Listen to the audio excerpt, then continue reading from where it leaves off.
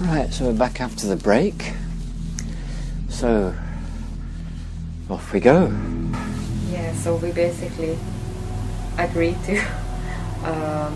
discuss about the guides, because I feel it's a really, really exciting part of the whole shamanism, the guides you are communicating with, Yes. the guides who you are talking to when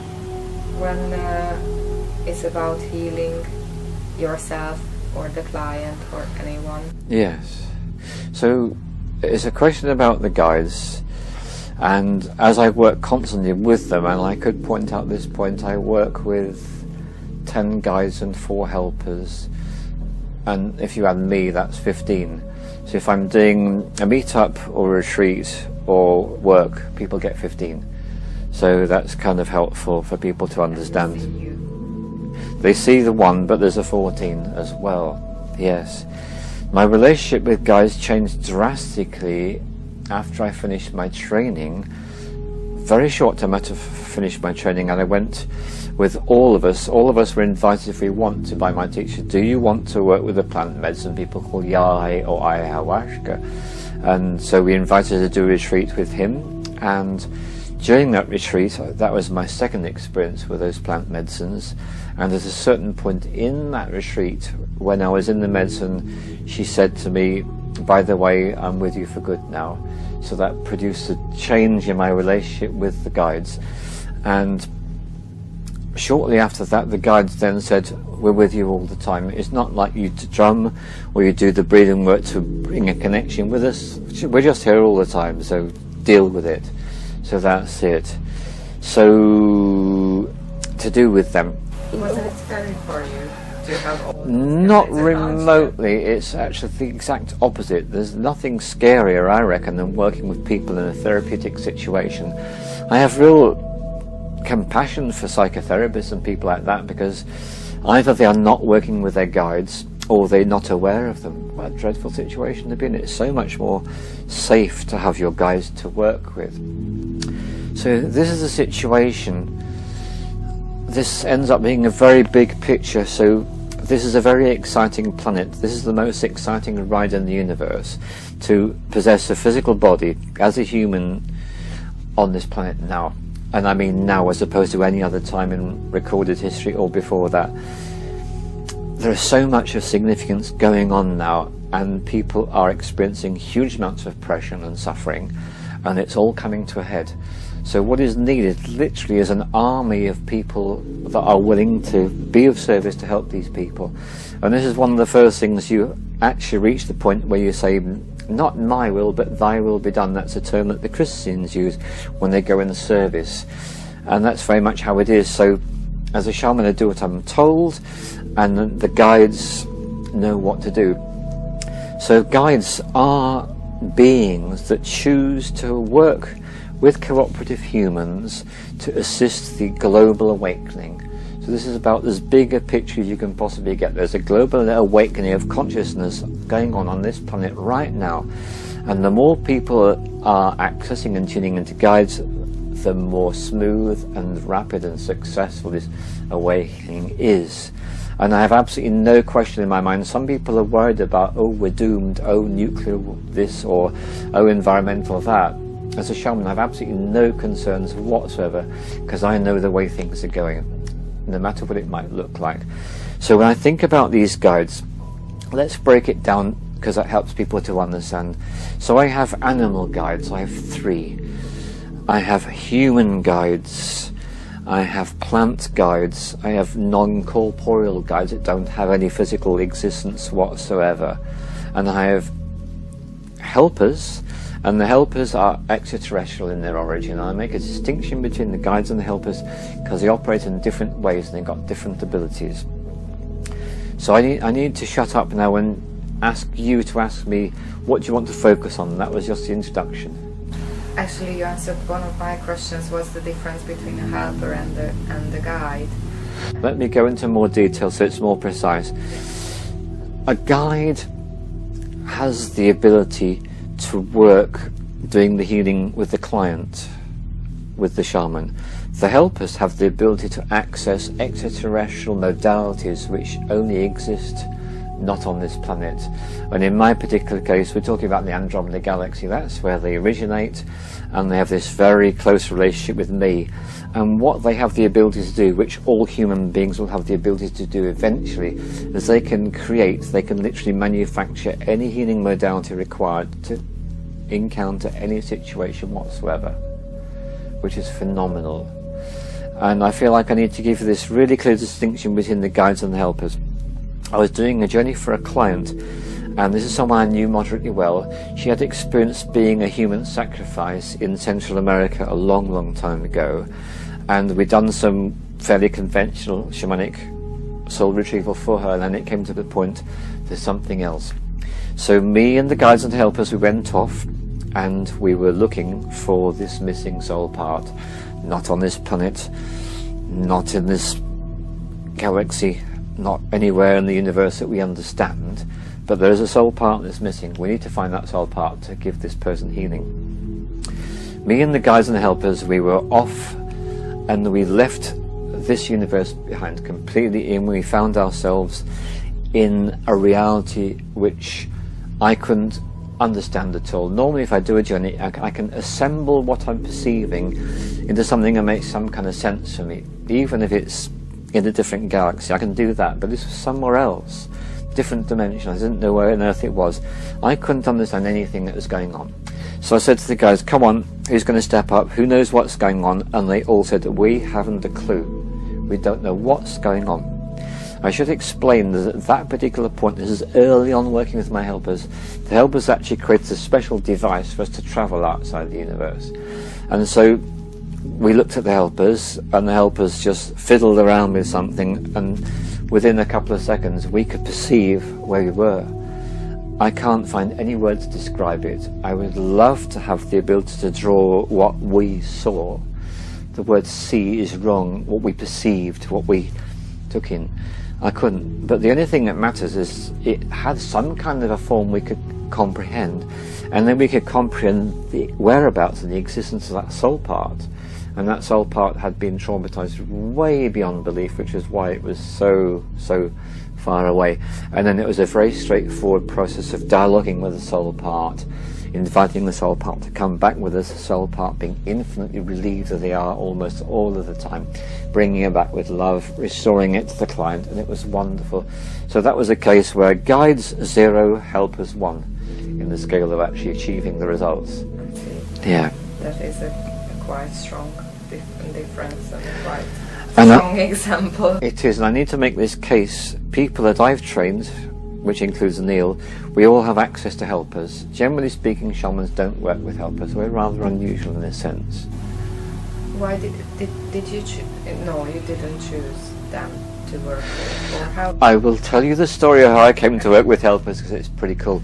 One of the things about being a shaman is you inevitably attract friends who are shamans. So enter David the Shaman Chef into the picture. Apart from doing healing, he does shamanic cuisine.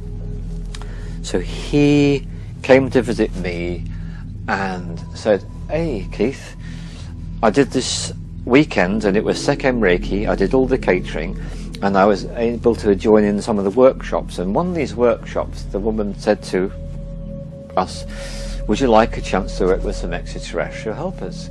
And so everyone said yeah. So they did their journey, and he came across 2. They have names I can name, Padema and Nemedja. They chose to work with him, so he came hot-footed from his weekend. Hey, Padema and Nemedja, helpers. They're my new helpers. Do you want to do this too? Do you want to see if they want to work with you? So I said, yeah, of course. So we did a journey, and as soon as we were in the realms beyond the 3D reality, it's like, yeah, we want to work with you too. From that moment onwards, I had Padema and Nemedja. The first time they manifested to me in terms of appearance, what they looked like humanoid shape, with the head and the arms and legs and all that, and they had blue jumpsuits on with yellow patches over that part of the face and that part of the face and that part of the chest and that part of the chest. And for quite some time, that's how they manifested themselves to me. Very, very shortly after that first experience, they then said, all right, dude, here you go. And these 2 other beings stepped up. and they were dressed the same, but instead of the yellow patches they had the red patches. So Pademo in the measure, and we're not going to give you a name, and we're not going to give you a name because we don't do any of that. Basically, the extraterrestrial races do not use names. Pademo in the measure just were being kind to us to kind of fit in a bit with you humans and the way you do things. So there's no need for names when you leave at the planet Earth, because all beings have an energy signature. That's how everyone recognises each other. What do you want a name for? It's such a big deal down here. It's really not a big deal elsewhere. So then I had these four. And the very first thing they did is they installed seals of protection on my clients, so that when the negative energies were removed, nothing could get in there and interfere with them ever again. And after some months of working with them, there was a particular point they said to themselves, okay, he's ready, and they showed me what they really looked like. They didn't look like that at all. That was just to make it comfortable for me. So what they look like is basically they've got this humanoid shape with the heads and the shoulders and the arms and the legs and the body, and beautiful, iridescent, all the colours of rainbow, plus silver, plus gold, plus colours you can't conceive of, emanating and radiating light, and that is their true form, and that's how they appear. Yeah. What sounds a little bit, not weird, but funny for me, I imagined after I heard you and Neil talking about that you are communicating with your guides, I imagined that every shaman has a certain group of guides, but you are telling now that one helper can help other shamans as well. So how does that... Right, let me be clear about the guides and the helpers. If you're trained to be a shaman, if the person who's training you is any good whatsoever, you will do a journey to your safe place shamanically, then you'll do a journey to meet your guide, and gradually you do more journeys, you will gather a coterie of guides. Now, having trained a lot of people, well over 30, probably approaching 40 now since 2012, what I've discovered is it's fascinating. There's one of the people I trained, her entire healing modality, her pantheon of guides and helpers, purple fog. That's it. Purple fog does everything. We're all different. And this is actually tapping into a really big subject. Some people do all the healing work with purple fog, other people have got these collection of guides, and people have been trained by me, and I'm sure other people working with helpers too, but the primary distinction is helpers can create these special modalities and they're not from around here. Mm-hmm. But you never felt that you are the guide's tool, let's say? A good question. Am I the tool of the guides? It's a very funny question because, and I know if Neil was here he would say it, at a recent retreat, at a particular point in the integration, Neil said, the thing you need to realise is that this space is a tool, the plants we work with are tools, and Keith and I are tools, and then bursts of laughter all around, because in English vernacular that has a particular meaning which is not very complimentary, so we had a good joke about that. So yes, we are tools. It reminds me of a guy called Mark Bolan who sung in a song being God's tool. In a sense, human beings begin by living for themselves, and at a certain point in their evolution, through maybe many lifetimes, they reach the point when they realise how unsatisfactory that is. It's very boring living for yourself all the time. What do I want? What am I going to do? What do I think? There comes a point you want more out of life, and then that takes you to, okay, there's all this suffering in the world, people need help. I'm not here for myself anymore. I'm here for myself, and the and is actually bigger than the me. So that is my cue. They're saying, yes, you have to say this, so I will. Before I trained and studied shamanism, I studied Western magic. And in the studying of Western magic, in that tradition, I did a lot of work to cleanse myself through banishing. That's what they call cleansing in the magical tradition. And I used to say the words every day for 3.5 years. I dedicate this day to the furtherance of the great work. May I go where I'm needed and do what's required. So I've been dedicating each day for 3.5 years to being more than just for myself. And then one day I went to visit my friend, and he lives in a straw bale house on 5 acres of land in Gloucestershire. And he's a builder, and he hadn't come home from work, so I thought, what am I going to do? So I got out of the car, stood in the field, thought I'll do my usual banishing. When it came to saying those words, I dedicate this day, that's not what came out of my mouth. What came out of my mouth, and I knew the second these words were out, I couldn't undo it. I dedicate my life to the furtherance of the great work. My go where I'm needed, where I do what's required.